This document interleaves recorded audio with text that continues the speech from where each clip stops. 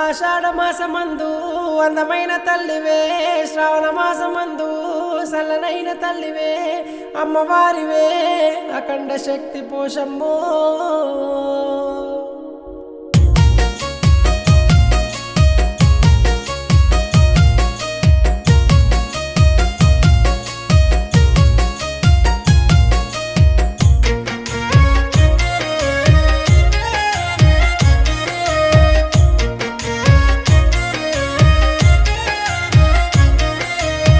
ఎగురుకుంటాను